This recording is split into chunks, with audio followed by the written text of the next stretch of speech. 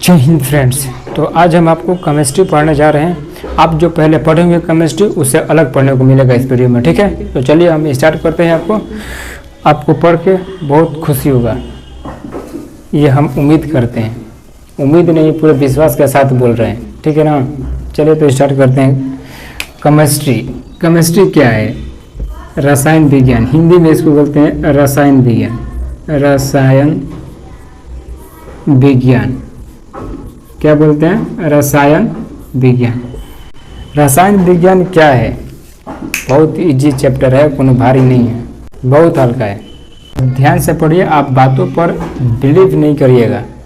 जब हम पढ़ाना स्टार्ट करेंगे ना, तब देखिएगा, तब आपको लगेगा कि नहीं, बात में दम है, ठीक है। तो हम पहले जान लेते हैं इनके बारे में। इनका पिताजी के है। तो रसायन विज्ञान के जनक कहते हैं प्रिस्टले को। किसको?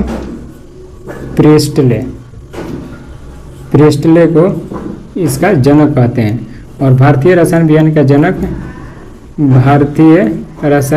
जनक पीसी राय को कहते हैं। पीसी राय को, ठीक है। रसायन विज्ञान के जनक प्रिस्टले को कहते हैं और भारतीय रसायन विज्ञान के जनक पीसी राय को कहते हैं, ठीक है। देखिए, रसायन विज्ञान में एक चीज़ को पता चलता है कि ये तो पता है कि ऐसा कोई पदार्थ नहीं है जो बिना ऑक्सीजन को जल सके, बट एक ऐसा पदार्थ है जो बिना ऑक्सीजन को भी जल सकता है, ठीक है। तो हम उसको जैकोबियन नाम है उसका नाम है जैकोबियन। जैकोबियन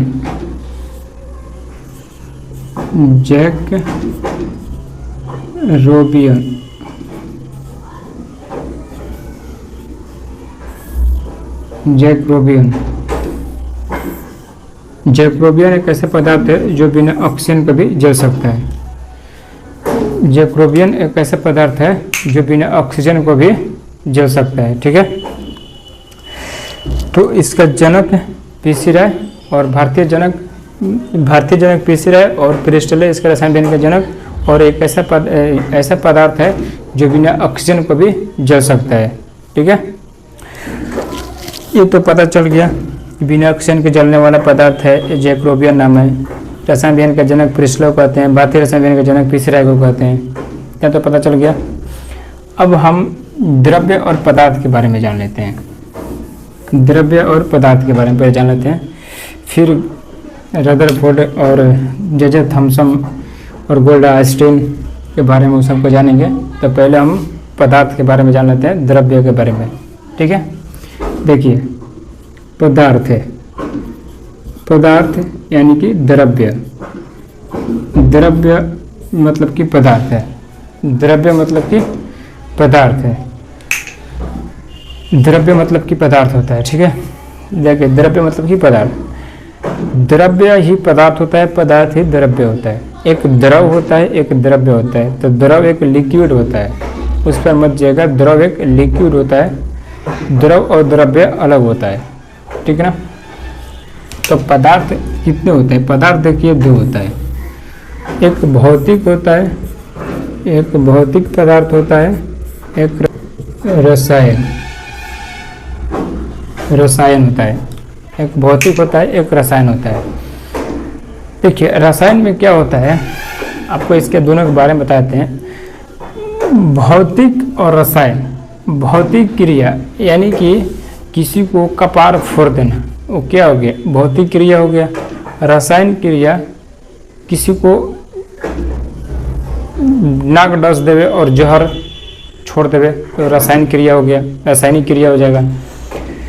किसी को कोई दांत काट लेवे और जहर छोड़ देवे, रासायनिक क्रिया हो गया। भौतिक क्रिया में किसी को आप कपार लड़ा के फोड़ देवे, ईटा से मार के कपार फोड़ दे, वो भौतिक क्रिया हो गया। एक मनोवैज्ञानिक दबाव होता है। भौतिक दबाव और रासायनिक दबाव तो समझ लिए, एक मनोवैज्ञानिक दबाव होता है। मनोवैज्ञानिक दबाव का मतलब होता है किसी को गाली दे देना, ना उसको मारे हैं, ना उसको जहर दिए हैं, ना उसको लिक्विड दिए हैं। एक मनोवैज्ञानिक दबाव, ना वो देख सकता है, बस उसको सुन के आभास कर सकता है, महसूस कर सकता है क्या बोला है, तो मनोवैज्ञानिक दबाव हो सकता है, ठीक है। और रासायनिक दबाव और भौतिक क्रिया, रासायनिक क्रिया के बारे में समझ गए कि भौतिक मतलब कि किसी को कपार फोड़ देना, तो भौतिक हो गया, भौतिक, और रासायनिक मतलब कि किसी को एसिड फेंक देना, तो भौतिक दबाव भी हो जाएगा और रासायनिक भी हो जाएगा, तो उसको रासायनिक ही कह सकते हैं। और सांप किसी को काट लेता है, जहर छोड़ देता है, तो रासायनिक हो गया। किसी को सुई में जहर डाल कर सुई दे दीजिए तो वो रासायनिक क्रिया हो जाएगा। और किसी को मार के हाथ गोड़ तोड़ देगा, वो भौतिक दबाव हो जाएगा। ठीक है, तो मनोवैज्ञानिक दबाव भी समझ लिए। अब हम समझते हैं भौतिक। भौतिक क्या होता है? भौतिक में देखिए 4 होता है। भौतिक में एक होता है, भौतिक में होता है एक द्रव होता है, एक ठोस होता है, एक प्लाज्मा होता है,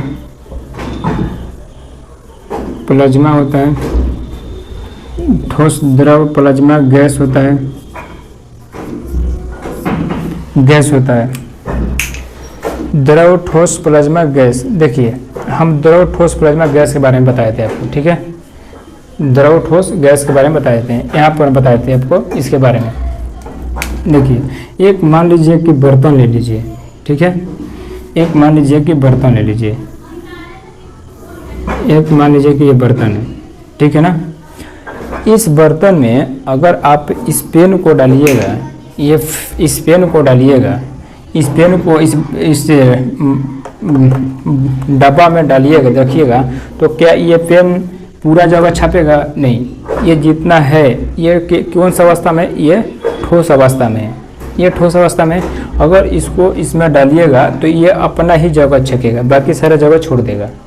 तो इसको क्या कहेंगे? ये ठोस अवस्था में, क्योंकि इसको डालिएगा इसमें तो ये अपना ही जगह रखेगा जितना दूर तक रहेगा, बाकी सारा जगह ये छोड़ देगा, बाकी जगह से इसको कुछ मतलब नहीं है। तो ये क्या हो गया? ये ठोस अवस्था में हो गया। इसका आकार और आयतन दोनों फिक्स होता है। ठोस में क्या होता है? आकार और आयतन दोनों फिक्स होता है। ठीक है, अब हम समझ लेते हैं द्रव के बारे में। द्रव क्या होता है? मान के चलिए कि द्रव क्या होता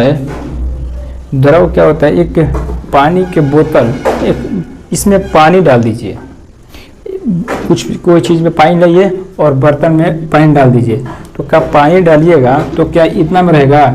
नहीं, जितना दूर में रहेगा उतना दूर में वो फैल जाएगा। पानी का आकार फैल जाता है, तो उसको क्या कहते हैं? जो हमारे द्रव रहता है उसका आकार फिक्स नहीं रहता है, उसका आयतन फिक्स रहता है। द्रव में क्या होता है कि उसका आकार फिक्स नहीं रहता है, उसका आयतन फिक्स रहता है। मतलब कि 9 लीटर पानी रहेगा तो 9 लीटर ही रहेगा, ना कि 10 लीटर हो जाएगा। बाकी उसका जो आकार है ना वो फैल जाएगा, उसका आकार सीमित नहीं रहेगा, जितना दूर में रहेगा उतना दूर में फैल जाएगा, बाकी ऊपर की जगह छोड़ देगा। वो जितना रहेगा उतना ही रहेगा, आकार फिक्स नहीं रहता है, आयतन उसका फिक्स रहता है। ठीक है, तो द्रव के बारे में समझ गए, ठोस के बारे में समझ गए, गैस के बारे में समझ लेते हैं। गैस क्या होता है? अगर मान के चलिए कि ये 2 मिनट के लिए समझ लीजिए कि ये गैस का एक सिलेंडर है। मान लीजिए कि गैस का सिलेंडर है, अगर इसमें 1 किलो गैस भरिएगा तो इसका कण घूमते रहता है, गैस का कण जो होता है घूमते रहता है। तो 1 लीटर डालिएगा तो ये ससुरा क्या करेगा कि ये पूरा पर छाप लेगा। क्या करेगा? ये पूरा पर छाप लेगा, कहेगा कि ये घर पूरा हमारा है, हम इसमें नहीं छोड़ेंगे, जगह नहीं छोड़ता है। तो इसका आकार और आयतन फिक्स नहीं रहता है। अगर 1 लीटर डालिएगा तो 4 लीटर का है ना, 5 लीटर का है ना ये सिलेंडर, तो 5 लीटर में भी छाप लेगा, जगह नहीं छोड़ेगा। बाकी ये क्या द्रव क्या करता था? द्रव तो अपना कम से कम आकार खाली बदलता था, बाकी आयतन फिक्स रहता था। ये ससुरा का ना आयतन आकार कुछ फिक्स नहीं। 1 लीटर है 5 लीटर में छपेगा, कहे कि 5 लीटर जगह हमारा है। बाकी ऐसा द्रव में नहीं होता था, ऐसा ठोस में नहीं होता था। ठोस का आकार आयतन दोनों फिक्स, द्रव का आकार नहीं फिक्स, आयतन फिक्स, और गैस का आकार आयतन दोनों फिक्स नहीं होता है। ठीक है, प्लाज्मा होता है जो 5000 से 6000 तक डिग्री सेल्सियस तापमान इसमें रहता है। प्लाज्मा में ये होता है जो मैग्मा, जहाँ से मैग्मा निकलता है वो मैग्मा को कहते हैं प्लाज्मा। ठीक है, प्लाज्मा मैग्मा अवस्था में रहता है। जैसे कि कोई चीज़ का आकार बनाते हैं तो उसको प्लाज्मा अवस्था में करके ही उसको बनाते हैं। जैसे कि सोना का आकार बनाना है, सोना का डिजाइन बनाना है तो उसको पहले गलाते हैं, उसके बाद में उसका डिजाइन को निर्माण करते हैं। ठीक है, कोई चीज़ को उसको प्लाज्मा अवस्था में करके ही उसको बनाया जाता है। तो द्रव के बारे में समझ गए, ठोस के बारे में समझ गए, गैस के बारे में समझ गए। ठीक है, तो हम अब रसायन विज्ञान की ओर चलते हैं, रासायनिक क्रिया की ओर चलते हैं। रासायनिक क्रिया को देखिए, रासायनिक क्रिया क्या होता है? रासायनिक क्रिया में क्या होता है, एक होता है हमारा, यहाँ से इसको साइड कर देते हैं, रासायनिक क्रिया में होता है तत्व। क्या होता है, तत्व। एक होता है यौगिक, एक होता है यौगिक, एक होता है मिश्रण, एक होता है मिश्रण। ठीक है, एक तत्व, एक यौगिक, एक मिश्रण। अब हम ये तीनों के बारे में समझ लेते हैं। इसके बारे में तो क्लियर हो गया, इसके बारे में कोई संदेश नहीं है। बचा हुआ है तत्व, यौगिक, मिश्रण। देखिए तत्व क्या होता है, तत्व में जितना अगर फार्मूला रहेगा सिंगल, मतलब कि अपने सिंगल लोहा सिंगल, उसमें कोई मिक्स नहीं रहता है, जिस चीज़ में मिक्स नहीं रहता है वो तत्व है। जैसे कि सोना तो मिक्स हो जाता है। जैसे कि लोहा है जो मिक्स नहीं होता है, लोहा में मिक्स नहीं होता है। जैसे कि फार्मूला पर अगर आ जाए तो हमारा हो जाएगा ऑक्सीजन। क्या ऑक्सीजन में कुछ मिक्स होता है, नहीं मिक्स होता, तो क्या है, तत्व है। ऑक्सीजन में तत्व, अगर कोई चीज़ आपको नहीं पता चलेगा, जैसे कि यौगिक तत्व आपको नहीं पता, ऐसा नहीं है कि आपको कोई चीज़ का फार्मूला नहीं मालूम है तो आपको कह दीजिए कि तत्व नहीं है। अगर कोई चीज़ का फार्मूला नहीं मालूम है आपको, तो ऐसा थोड़ा ना कि तत्व नहीं होगा। आपको नहीं मालूम है, तत्व होगा तो आप सीधा सीधा कह सकते हैं कि पदार्थ है। ठीक है, तो आपको पदार्थ उस हाल में कह देना है अगर मालूम नहीं है तो।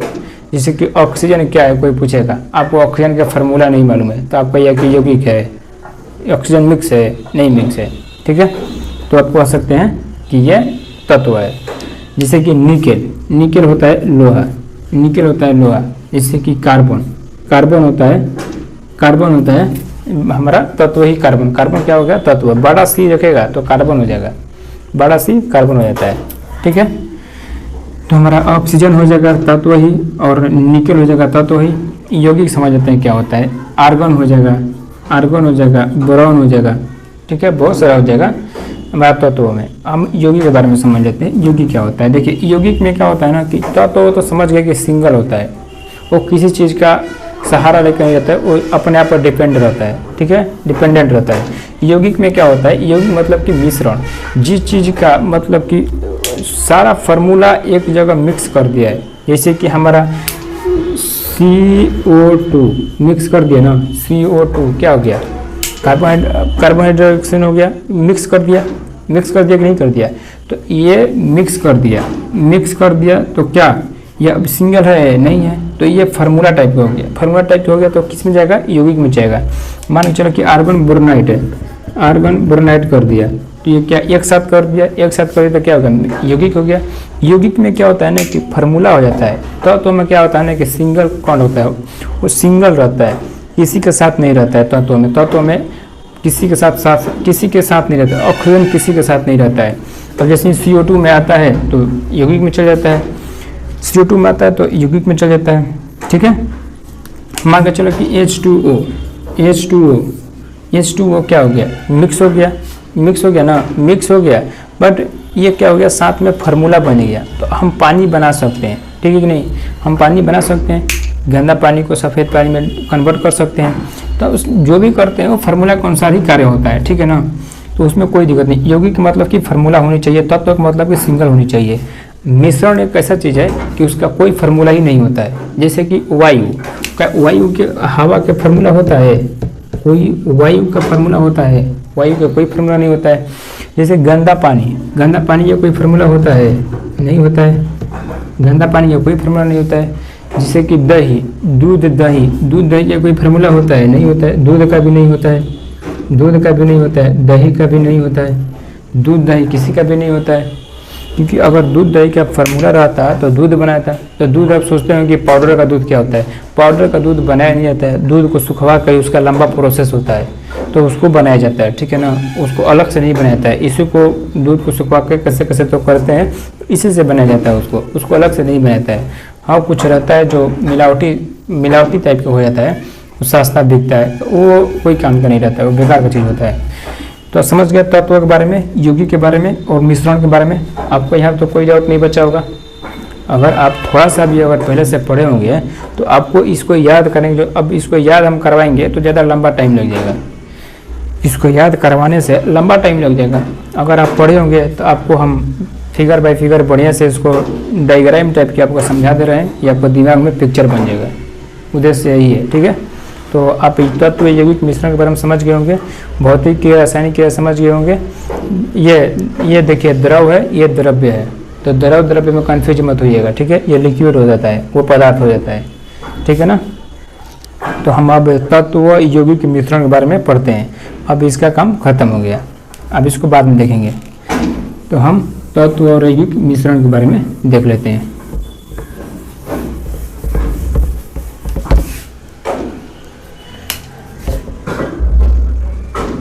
रसायन, रसायन यानी कि तत्व यौगिक और मिश्रण।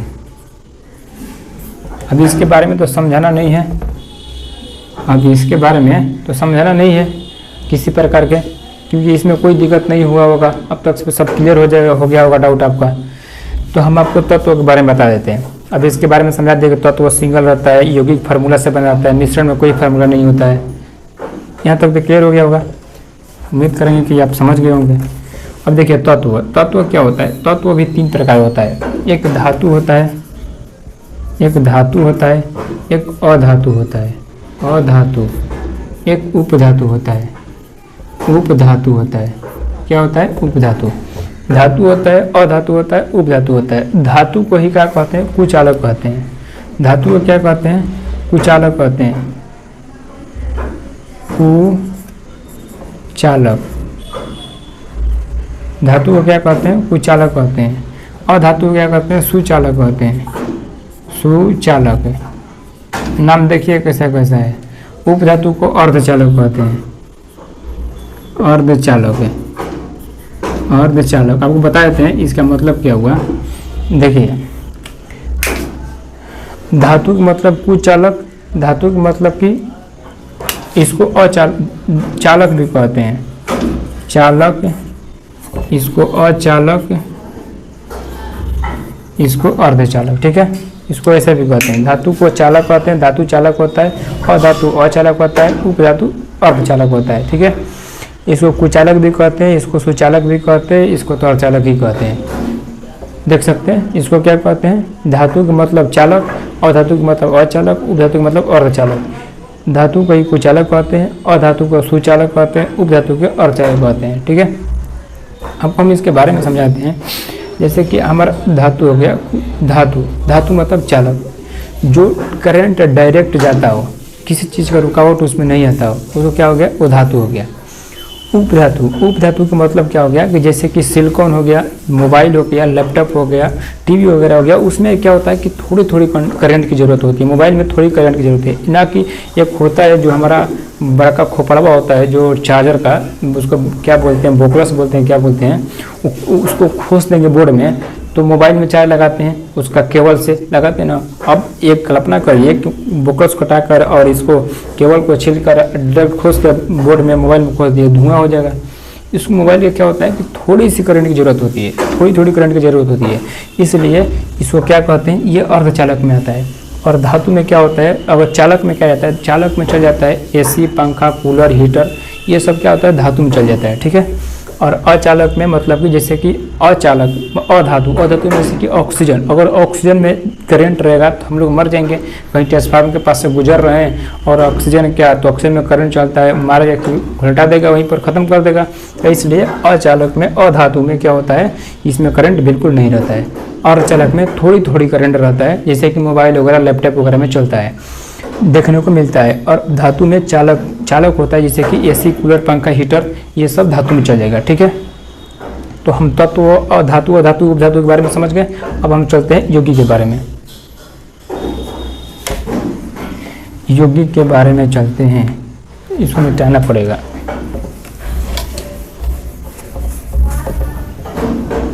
देखिए यौगिक, यौगिक में क्या होता है? एक कार्बन होता है, इसमें कुछ खास नहीं है। कार्बन होता है, एक अकार्बन होता है, अकार्बन होता है, इसमें कुछ खास नहीं है।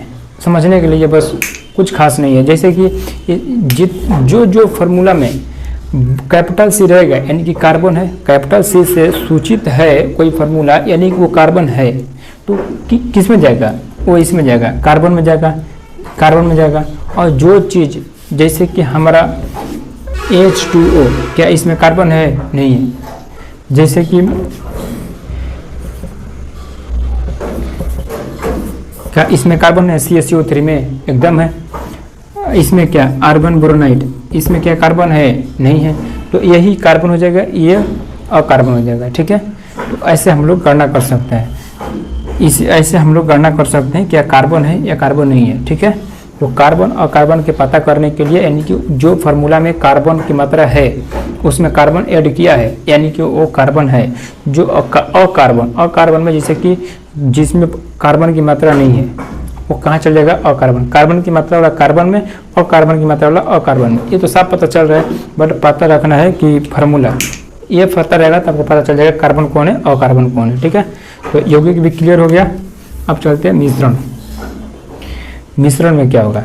देखिए मिश्रण में क्या होता है कि समांग विसमांग होता है, समांग होता है, एक विसमांग होता है, विसमांग, विसमांग।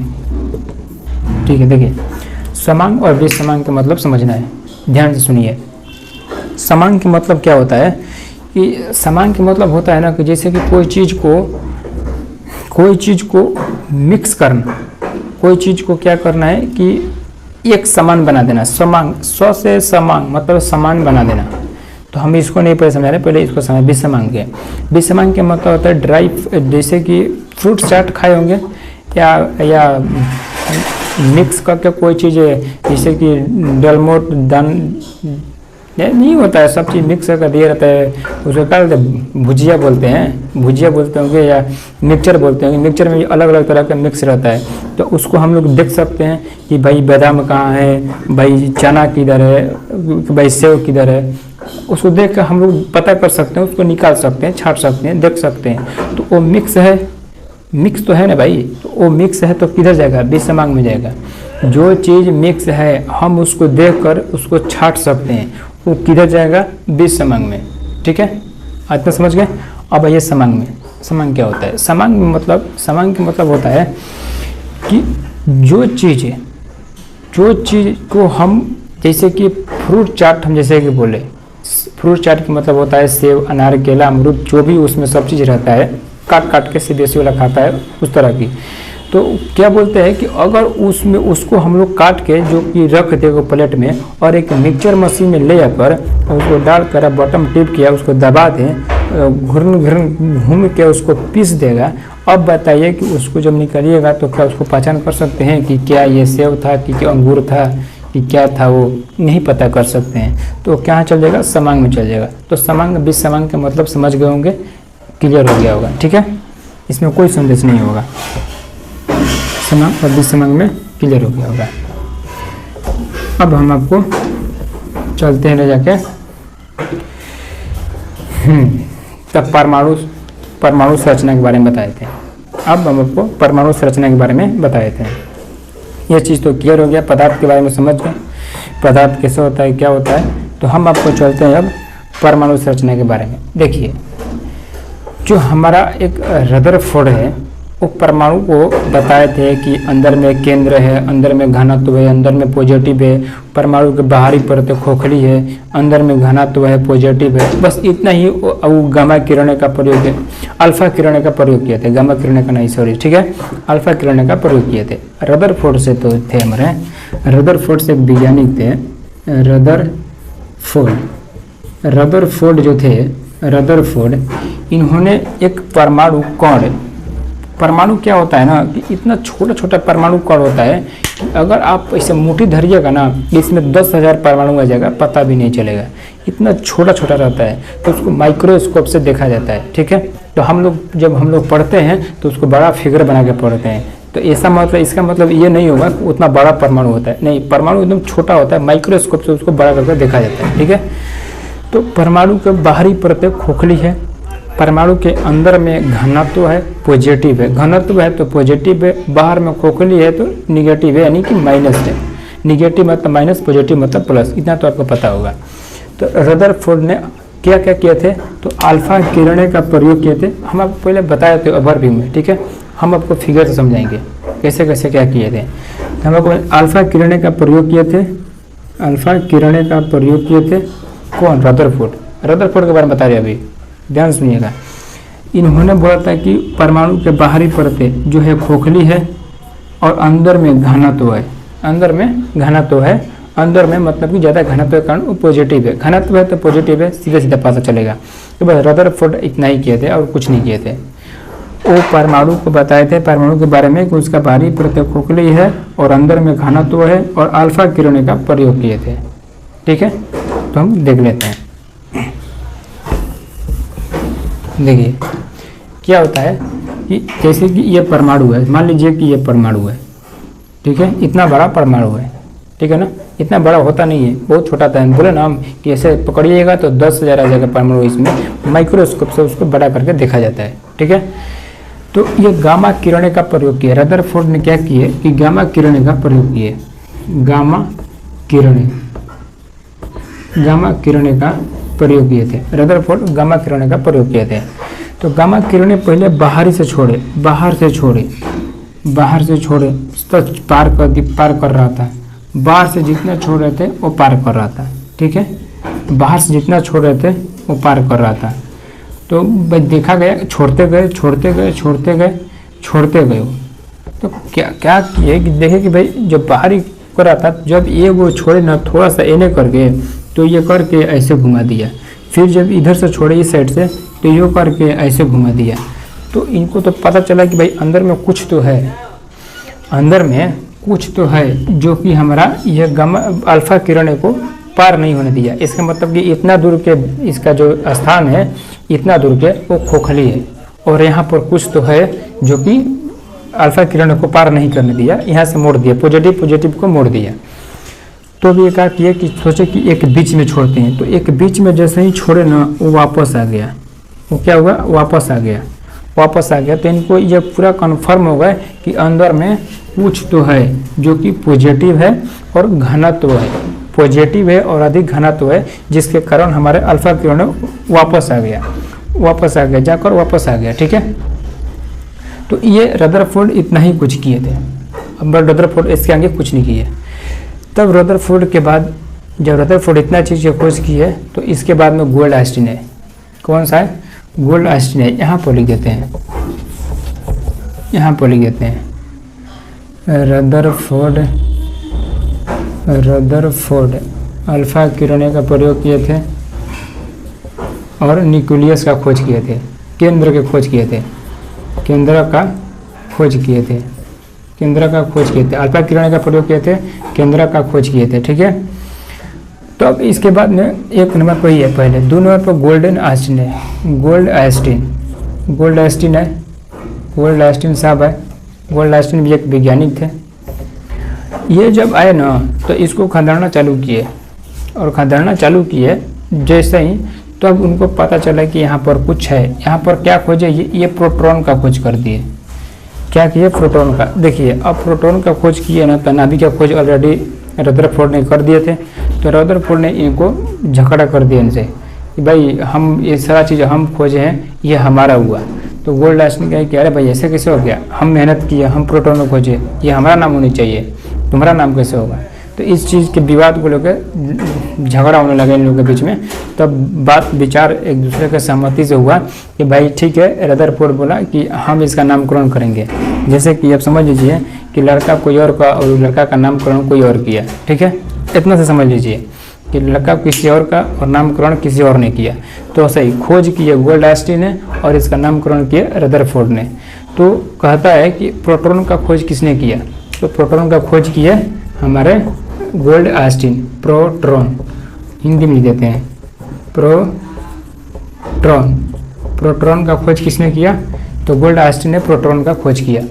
पर अगर कह देगा कि प्रोटॉन का नामकरण किसने किया, तो रदरफोर्ड ने किया था। नामकरण रदरफोर्ड ने किया था और खोज प्रोटॉन का खोज गोल्ड आस्टीन ने किया था। उनके बीच में इन लोगों का विवाद होने लगा।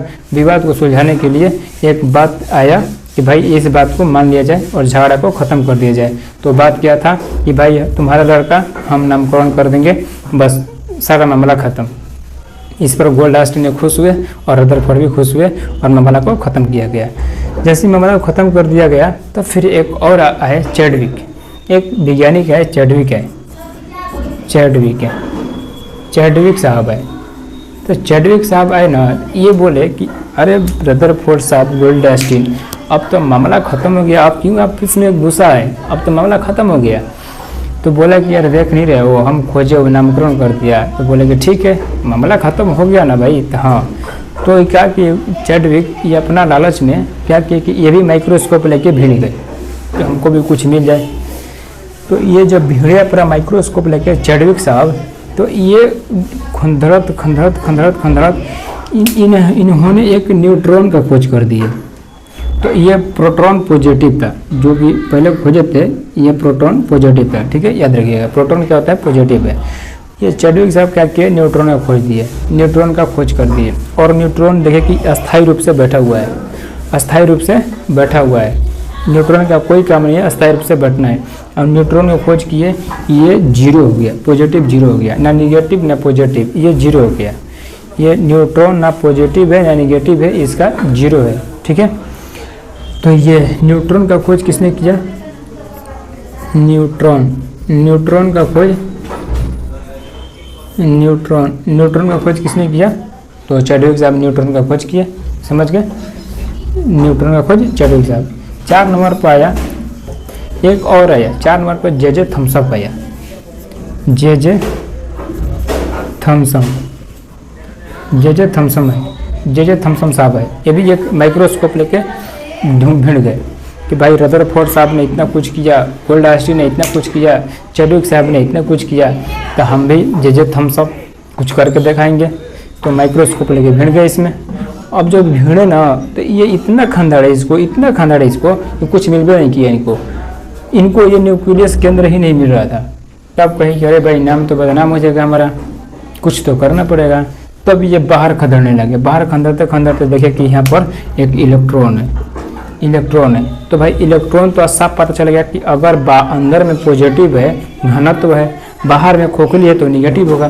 तो ये इलेक्ट्रॉन का खोज कर दिया, तो इलेक्ट्रॉन क्या होगा, इलेक्ट्रॉन निगेटिव हो जाएगा। ठीक है, इलेक्ट्रॉन क्या होगा, निगेटिव हो जाएगा।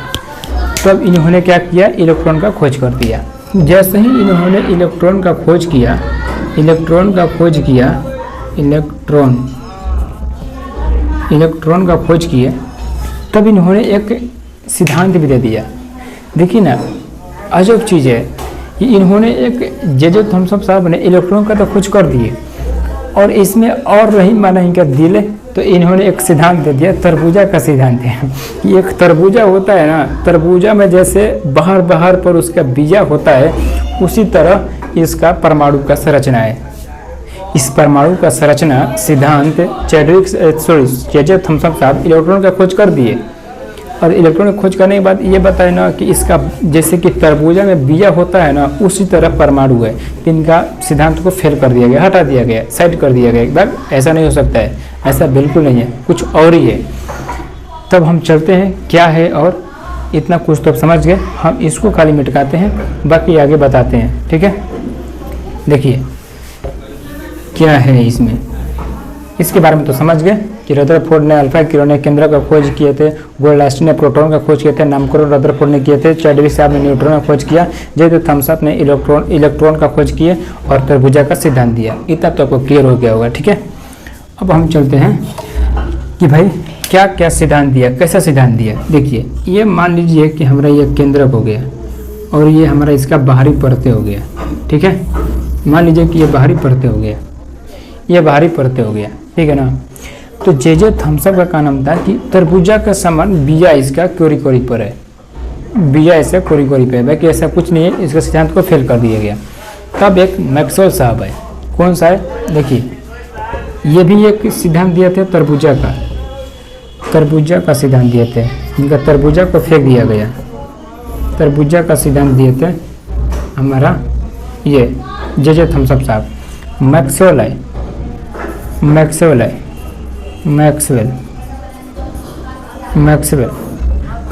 साहब आए ना, तो मैक्सवेल साहब ने कुछ ठीक ही बता रहा था, बट इनका सिद्धांत गलत था। बताने का तरीका ठीक था, बट जो लास्ट में भाषा का इस्तेमाल कर देने वो गलत था, क्योंकि उस पर सूट नहीं किया। इन्होंने बोला ना इसका कोरी कोरी पर जो इलेक्ट्रॉन है इसका कोरी कोरी पर किनारे किनारे पर पहली कक्षा, दूसरी कक्षा, तीसरी कक्षा, चौथी कक्षा, जितना भी है, 5वीं कक्षा, सब कक्षा के इलेक्ट्रॉन की संख्या ज्ञात कर सकते हैं। अब हम बताएंगे कैसे ज्ञात करना है, ठीक है, उड़ा बढ़ाइए मत। तो मैक्सवेल साहब ने आए थे और मैक्सवेल साहब ने बताए थे, मैक्सवेल साहब के सिद्धांत था कि जो इलेक्ट्रॉन है वो प्रोटॉन और यहाँ पर न्यूट्रॉन है, ठीक है। ये इसका मान पॉजिटिव है और ये 0 है, ठीक है ना।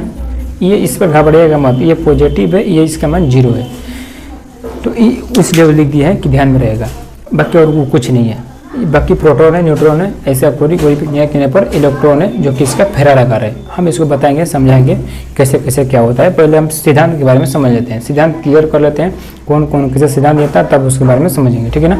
तो मैक्सवेल साहब ने बताया था ना कि जो इलेक्ट्रॉन है वो बाहरी कक्षा में घूम रहा है, मतलब अपनी कक्षा में घूम रहा है और घूमते घूमते अपनी ऊर्जा को ख़त्म कर रहा है। इलेक्ट्रॉन जो है घूम रहा है, घूमते घूमते अपनी ऊर्जा को खोते जा रहा है। तो अब बताइए कि अगर इलेक्ट्रॉन घूम रहा है अपनी कक्षा में और अपनी कक्षा में घूमने से उसको ऊर्जा का ख़त्म होगा, तो क्या इलेक्ट्रॉन टिकेगा? लास्ट में गिरेगा केंद्र में, जब केंद्र में गिरेगा तो ब्लास्ट कर जाएगा। तो इनका सिद्धांत को फिर कर दिया कि नहीं, जब मैक्सवेल साहब ऐसा बोले कि अपनी कक्षा में घूम रहा है तब पर भी अपनी ऊर्जा को ख़त्म करेगा, दूसरी कक्षा में जा रहा है, उच्च कक्षा में जा रहा है तब पर भी ऊर्जा को खत्म करेगा, निचली कक्षा में जा रहा है तब पर भी ऊर्जा को खत्म करेगा, अपनी कक्षा में घूम रहा है फिर भी ऊर्जा को खत्म करेगा।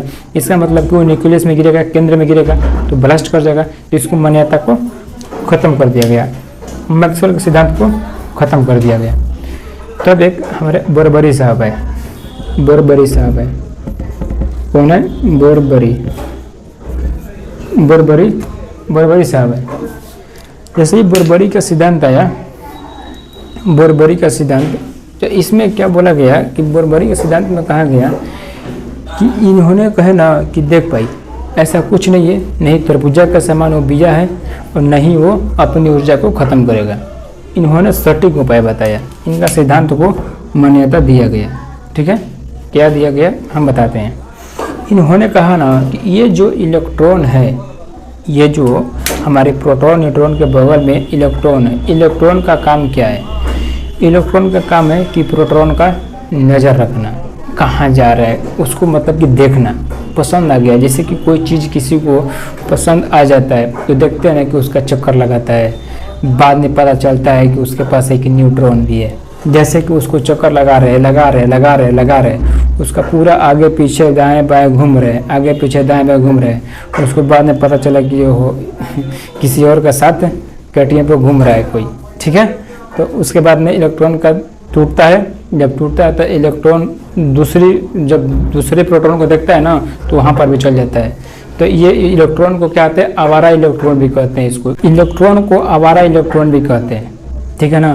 क्यों? क्योंकि ये प्रोटॉन का चक्कर लगाते जब थक जाता है और इसका दाल नहीं गलता है और दूसरी प्रोटॉन को देखता है तो उसकी ओर मुड़ जाता है और उसका चक्कर लगाने लगता है, और जब अपनी ऊर्जा को ख़त्म करता है तो फिर से अपनी कक्षा में समान जब स्थिति होता है तो अपनी कक्षा में आ जाता है, ठीक है। तो इलेक्ट्रॉन किसका चक्कर लगाता है? प्रोटॉन का, और प्रोटॉन इसका नहीं देता है, तो एक दूसरे का अपना चक्कर लगाते रहता है। और जैसे कि बोरबरी का सिद्धांत पर आ जाइए, सीधे बात को ख़त्म करिए, वो चीज़ को। बोरबरी के सिद्धांत पर आइए। बोरबरी का सिद्धांत था कि जो इलेक्ट्रॉन है वो अपनी कक्षा में घूमेगा तो उसका ऊर्जा ख़त्म नहीं होगा। बोरबरी साहब का सिद्धांत था कि अपनी कक्षा में घूमेगा तो उसको ऊर्जा की ख़त्म नहीं होगा, उसका ऊर्जा ना ख़त्म होगा ना उसका ऊर्जा बढ़ेगा, उस समान स्थिति में बना रहेगा अपनी कक्षा में, उसका ऊर्जा ख़त्म कभी नहीं होगा। बट बोरबरी साहब ने बोलते हैं इलेक्ट्रॉन तो हमारा इलेक्ट्रॉन होता है, इसको हमारा होता है, ये तो दूसरी ओर उसके ओर इसको ओर भागते रहता है। तो बोले ना कि हाँ ये चीज़ सही है कि इलेक्ट्रॉन इधर उधर जाते रहता है, तो दूसरी जगह तो क्या इलेक्ट्रॉन की ऊर्जा बनी रहेगी? तो नहीं। ये बोले कि जैसे ही स्थिति उसको कुछ अलग टाइप की होगा, उसको अलग स्थिति अलग उसके साथ घटना घटेगा इलेक्ट्रॉन के साथ, तो वो दूसरी कक्षा में जाएगा। अगर उच्च कक्षा में जाएगा तो उसको बाहर से ऊर्जा को जरूरत पड़ेगी। अगर निचली कक्षा में जाएगा तो अपनी ऊर्जा को त्याग करना पड़ेगा, तब जाकर निचली कक्षा में जाएगा। जैसे कि अगर पूरा हाथ इसे रगड़ दीजिए, पूरा हाथ इसे रगड़ दीजिए तो पूरा गर्म होगा, तो इलेक्ट्रॉन इधर से उधर चल जाएगा। तो अपने से ऊर्जा इसको ज़्यादा मिला तो अपने से उच्च कक्षा में जाएगा। जैसे सामान्य स्थिति पड़ेगा अपनी कक्षा में आ जाएगा। अगर पूरा ठंडा हो जाएगा, कोल्ड हो जाएगा, तो अपने से निचली कक्षा में चल जाएगा। जैसे सामान्य स्थिति बनेगा अपनी कक्षा में आ जाएगा। तो ये बर्बरिक सिद्धांत बोले, बर्बरी साहब ने बोले कि अगर निचली कक्षा में जाएगा तो ऊर्जा को खत्म होगा, बट जैसे ही सामान्य स्थिति होगा अपनी कक्षा में जाएगा। जब अपनी कक्षा में आएगा तो ऊर्जा उसका खत्म नहीं होगा, ऊर्जा अपना मेंटेन कर लेगा। तो इस बर्बरिक सिद्धांत को मान्यता दिया गया। क्यों? क्योंकि देखिए इलेक्ट्रॉन जो होता है कि इधर से उधर जाते आते रहता है। जैसे कि आप ये बोले, जैसे कि आपको 7 क्लास में पढ़ रहे हैं, आपको 8 क्लास में जाना है, आप बिना एग्जाम के अभी 7 क्लास में गए किए और आपको 8 क्लास में डायरेक्ट चल गए, तो क्या अगर 7 क्लास का लड़का कोई 8 क्लास में जा रहा है तो क्या उसको ऊर्जा को त्याग करना पड़ेगा? नहीं, ऊर्जा को ग्रहण करना पड़ेगा, बाहर से ऊर्जा लेना पड़ेगा, किसी से पूछना पड़ेगा, किसी से समझना पड़ेगा बात को, तब जाकर अपनी उच्च कक्षा में जाएगा। तो इलेक्ट्रॉन को भी अपने से उच्च कक्षा में जाने के लिए बाहर से ऊर्जा को ग्रहण करना पड़ता है। तो ये पूछता है कि इलेक्ट्रॉन को अपने से उच्च कक्षा में जाने के लिए क्या इलेक्ट्रॉन को त्यागना पड़ता है या इलेक्ट्रॉन को बाहर से ग्रहण करना पड़ता है? तो उसको बाहर से ऊर्जा को लेना पड़ता है और निचली कक्षा में ऊर्जा को त्याग करना पड़ता है।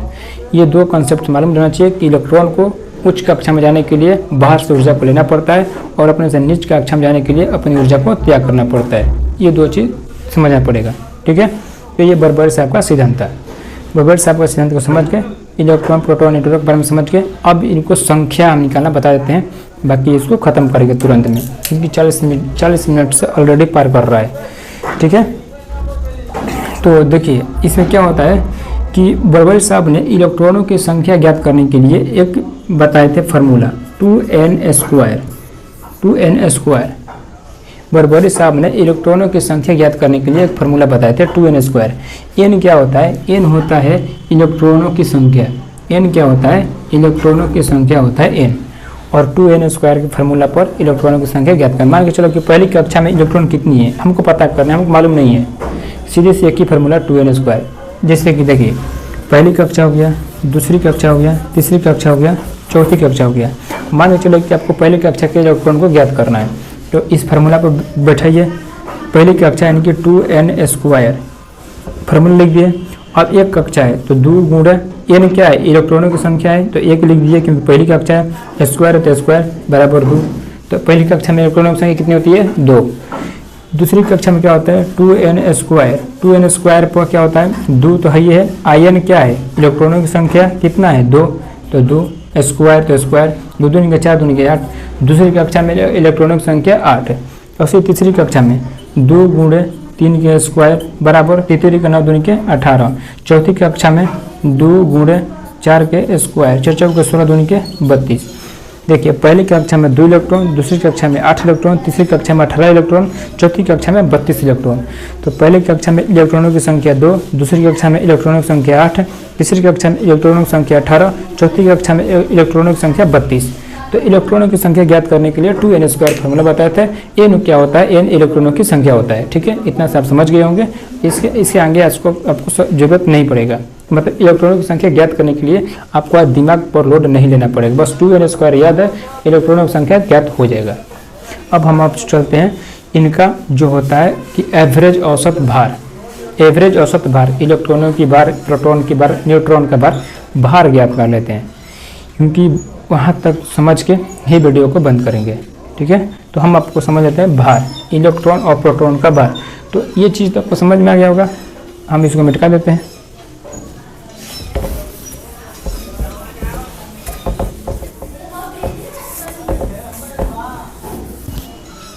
देखिए क्या होता है भार हमारा, मान के चलिए कि ये प्रोटॉन का भार है, ये न्यूट्रॉन का भार है, ये इलेक्ट्रॉन का भार है, ठीक है।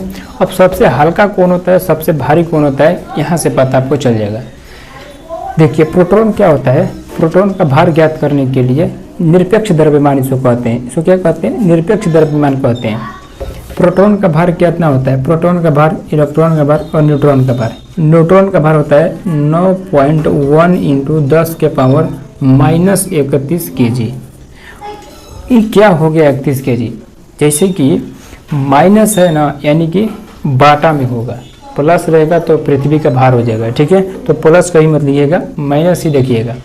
तो माइनस है यानी कि बाटा है। मान के चलिए कि 9 kg है कुछ, और उसके आगे 31 को जीरो लगा दीजिए, dot dot dot dot dot 31 को जीरो समझ लीजिए कि है। और इतना से 31 को जीरो लगाइएगा तो कितना अरब करोड़ हो जाएगा। अगर उतना से भाग करिएगा 9 में तो कितना इसका छोटा छोटा छोटा छोटा भाग होगा। क्या उसको पहचान सकते हैं आप? नहीं पहचान सकते। इसलिए इलेक्ट्रॉनों की संख्या सबसे हल्का होता है। इलेक्ट्रॉन की भार, औसत भार सबसे हल्का होता है। इलेक्ट्रॉनों के भार प्रोटॉन और न्यूट्रॉन से सबसे हल्का होता है, क्योंकि इसका 31 टुकड़ा करिएगा तो इसका कितना देखने को मिलेगा? 9 kg है, ये है 9.1 kg। तो ये सबसे हल्का होता है और सबसे छोटा होता है, ठीक है। आप इतना समझ गए होंगे कि इसका कैसे पता करें कि छोटा होता है कि भारी होता है। तो कोई चीज़ को 31 भाग करिए और कोई चीज़ का 27 भाग करिए। इसको 27 भाग करना पड़ता है, इसको 27 भाग करना पड़ता है। हम बताते हैं, ऐसा नहीं, हम उसका पूरा मतलब कि उसका अंक बताते हैं कितना कितना kg है, कि तब समझ में आएगा। क्योंकि ऐसे कैसे समझ में आएगा, हम आपको लिख के बता देते हैं। इसको तो इलेक्ट्रॉनों की भार समझ में आ गया होगा। इसका औसत भार, पहले इसका बताने से पहले बताते हैं, इसका औसत भार 1 एटॉमिक मास यूनिट है। 1 एटॉमिक मास यूनिट बराबर इलेक्ट्रॉन और प्रोटॉनों की औसत भार होता है। इसका औसत भार कुछ और पर निकाला जाता है, हम अगले वीडियो में बताएंगे उसको। बट यहाँ तक आपको नंबर बता देते हैं। और 1 एटॉमिक मास यूनिट बराबर इलेक्ट्रॉन प्रोटॉनों की औसत भार होता है, ठीक है। प्रोटॉन का भार होता है 1.6725 इंटू 10 के पावर माइनस 27 kg। 1.6748 इंटू 10 के पावर माइनस 27 kg, ठीक है। अब बताइए किस चीज़ का 31 टुकड़ा करिएगा और किस चीज़ का 27 टुकड़ा करिएगा तो क्या उसका भार बराबर होगा? नहीं। ये देखने में छोटा है और हल्का भी है। और प्रोटॉन से भारी न्यूट्रॉन है, क्योंकि न्यूट्रॉन क्या होता है? अस्थायी रूप से बैठा रहता है। कैसे पता चलेगा? क्योंकि देखिए यहाँ पर 25 है, यहाँ पर 48 है, तो थोड़ा सा भारी है ये है। यहाँ पर प्रोटॉन का संख्या 25 है, यहाँ पर इसका 48 है, तो थोड़ा सा भारी है ना। तो न्यूट्रॉन सबसे भारी है, उसके बाद में प्रोटॉन है, उसके सबसे हल्का इलेक्ट्रॉन होता है। तो सबसे हल्का इलेक्ट्रॉन सबसे भारी न्यूट्रॉन होता है, जो कि केंद्र में 2 होता है और बाहर में खोखली अवस्था में ये इलेक्ट्रॉन घूमते रहता है, उसका चक्कर लगाते रहता है। क्योंकि खोखली है तभी तो चक्कर लगाएगा। ये समझ ले कि यह घनत्व है, तो घनत्व के अंदर प्रोटॉन न्यूट्रॉन है और ये खोखला अवस्था है, इसका खोखली बाहर है, तो बाहर में खोखली है तो इलेक्ट्रॉन चक्कर लगा रहा है। इसको समझ में आ गया? तो 1 एटॉमिक मास यूनिट बराबर प्रोटॉन न्यूट्रॉन की औसत भार होता है। दोनों एक साथ नहीं होता है, दोनों में से कोई एक का 1 एटॉमिक मास यूनिट बराबर न्यूट्रॉन की संख्या या प्रोटॉन की संख्या बता सकते हैं। अगर ऑप्शन में दिया रहेगा कि 1 एटॉमिक यूनिट बराबर, ऑप्शन में दिया जाएगा प्रोटॉन न्यूट्रॉन और प्रोटॉन और न्यूट्रॉन, ऑप्शन मान के चलिए कि ऐसे दिएगा, अब कोई नहीं दिया रहेगा, कोई भी नहीं, इसमें से कोई नहीं। तो 1 एटॉमिक मास यूनिट बराबर प्रोटॉन या न्यूट्रॉनों की औसत भार। क्या दोनों मारेंगे? नहीं, दोनों मारिएगा तो गलती हो जाएगा, क्योंकि दोनों ये जोड़ दीजिएगा तो डबल हो जाएगा।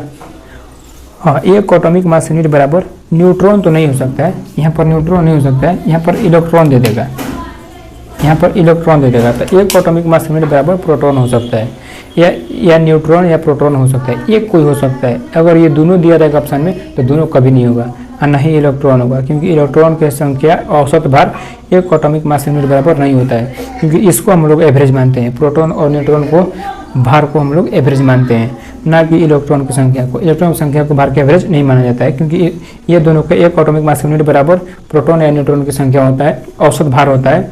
बाकी इलेक्ट्रॉन की औसत भार अलग तरीके से निकालते हैं, उसको अगले वीडियो में देख लेंगे, क्योंकि ऑलरेडी टाइम बहुत ज़्यादा हो गया है, ठीक है। तो उम्मीद करेंगे कि आपको यहाँ तक समझ में आया होगा। देख लीजिए, कोई नहीं है, आप लिखना चाहें तो लिख सकते हैं, बाकी आप पढ़े होंगे तो रिवाइजिंग हो जाएगा, अच्छा हो जाएगा। आपको कैसा लगा आप समझ सकते होंगे, क्योंकि आप पढ़े होंगे पहले से, तो आपको अंदाज़ा होगा कि किस तरह का ये बताया गया है। और आपको इस तरह का अगर इतना चीज़ हम याद करवाते तो ये इतना टाइम नहीं पूरा होता, थोड़ी थोड़ी पूरा होता, ये कम से कम 2 घंटा चल जाता। अगर हम आपको याद करवाते तब स्पॉट यहाँ पर हम इंस्टॉल कराते और रूम पर जाके, घर पर जाके ख़त्म होता, तब डाउनलोड मार लेते सीधा दिमाग में, ठीक है। तो आप यहाँ से क्लियर हो गया होगा, रिवाइज करिए। बाकी आगे, इससे आगे हम नेक्स्ट वीडियो में बताएंगे, इसके आगे नेक्स्ट वीडियो में बताएंगे। जय हिंद, जय भारत।